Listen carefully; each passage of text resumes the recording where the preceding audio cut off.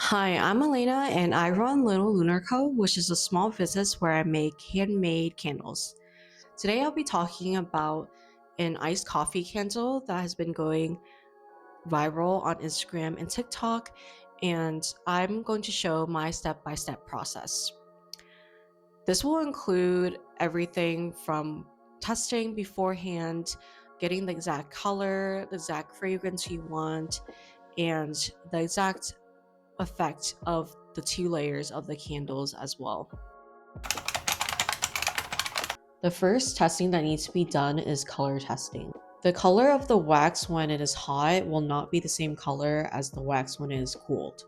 So when you add color dye to the wax, you need to test it incrementally to see what color it will actually turn out to be. I do that by taking a drop of the wax and putting it on parchment paper so it can quickly cool, and I can check what the color it will be.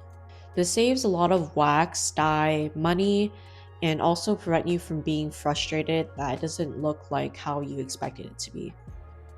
The second step is to test what fragrance blend you want. You can obviously use a pre-made, pre-mixed fragrance if you want, but I personally mixed my own fragrance since there wasn't one on the market for exactly what I wanted. But if you wanted to mix your own fragrance, here's how I did it. I used a painter's palette and did different ratios of the fragrance for the different wells in the palette. And I took different pieces of paper to use as tester strips to test what the different ratio of the scents smelled like. I chose the best one that I thought would fit my personal taste the best and also a potential customers. So it's entirely up to your discretion and your personal taste. I started off with three simple ratios: 1 to 1, 2 to 1, and 1 to 2. But after that, I picked a smaller ratio based on the ones I liked the most and fine tuned it from there. But if you happen to like one of the initial ratios, then you can stop testing there. The third type of testing that you need to do is testing the wick, wax, and container that you're using and making sure that they're compatible. If they're compatible, then it should burn cleanly like a normal candle does. The flame shouldn't be too big or too small, and there should be no tunneling in the candle. If you're making the candles to sell to other people, you should do extensive testing. But if you're just using it for personal use or even just gifting it to family and friends where it's very low pressure, you just need to do a simple test to make sure that the wick is compatible with the candle you're using and it burns similar to a normal candle. I prep the candle vessels by spraying rubbing alcohol on each of them and then wiping them with a paper towel to remove any debris and residue on the inside of the vessel. This helps the wick sticker stick on the bottom of the container better and also helps the wax adhere to the sides so it minimizes any chance of shrinkage and wet spots with the wax. Wet spots are when the wax separates from the container and not aesthetically pleasing, so I'm trying to minimize this as much as possible for my clear candle container. I'm removing the paper from the wax sticker so I can adhere it to the bottom of the jar. I already attached the wick clip to the wick, and I'm using a wooden wick here to add a crackle effect to my candles. In the future, I might invest in a centering device that ensures the wick is as centered as possible in the container. But right now, I'm just eyeballing it, and I am usually pretty good at seeing the center of the vessel. However, when I make it at scale and want to grow to sell wholesale, I want to make it as perfect as possible. Next, I weigh my wax according to how many candles I want to make. So if I want to make two 8-ounce candles, then I weigh 16 ounces of wax.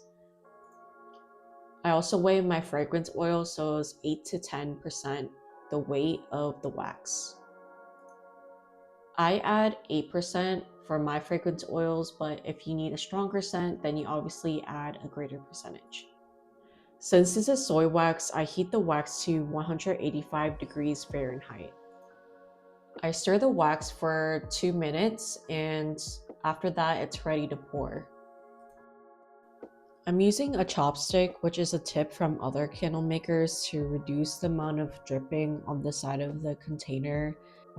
However, now I invested in a pancake batter dispenser, which a lot of other candle makers use, which eliminates dripping altogether. I pour the wax into preheated containers, which I previously put in the oven using the warm setting, so it's around 150 degrees Fahrenheit. This makes sure the wax stays smooth when it cools, and it also sticks to the side of the jar well. I am also using 2 other chopsticks tied together with some rubber bands as a makeshift device to hold the wicks in place, but I also eventually just invested in actual wick holders. I poured the larger jars first since it takes a longer time to cool than the smaller jars. When the wax is slightly cooled, I add the second layer of wax, which is the white color, to add that contrast in the candle and make it look like a real mixed drink. I've learned that timing is everything with this method, and also the temperature of the wax is also really important. So the wax needs to be cooled enough, but it still needs to be a little malleable in order to still create a gradient effect in mixing it up between the 2 layers, so it's not just a strict band between the lower and upper layer.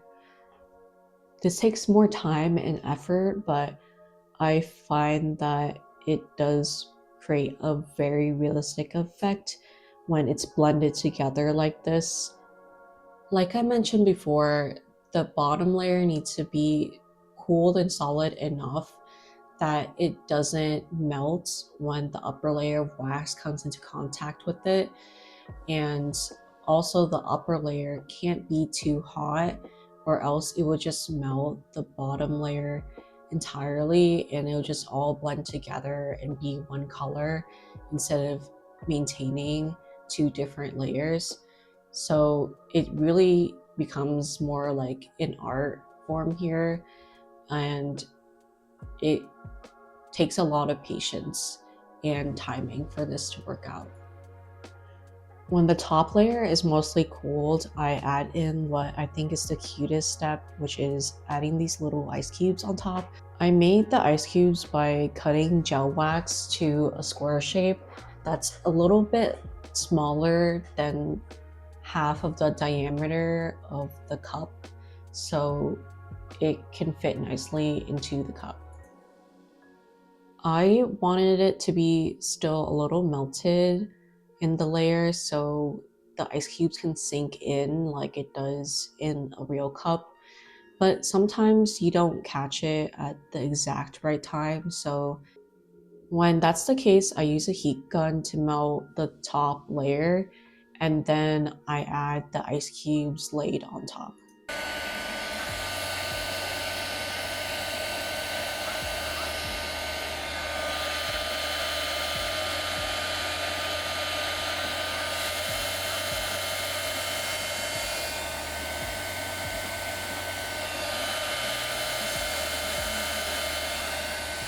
The last step for these smaller candles is to trim the wick, and then I'm done.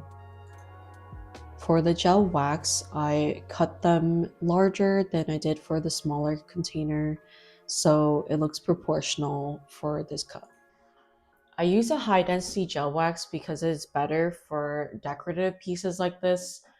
It has a much higher temperature melting point, so it won't melt upon the contact with the hot soy wax. I've learned that less is more here, so it's actually better to just include 2 ice cubes and leave more of the soy wax on top so it can have an even melt pool. So it's best to not overcrowd the amount of ice cubes on top. Overall, I'm really happy with how this turned out. There's blending between the 2 layers, and the pattern for each cup is a little bit different, which is the nature of making handmade products. However, I think it adds to the realistic effect of the candle. If you have any questions, leave them in a comment below, and I'll include some of the materials I use in the description. If you like this video and want more small business and candle making videos, then please subscribe to my channel.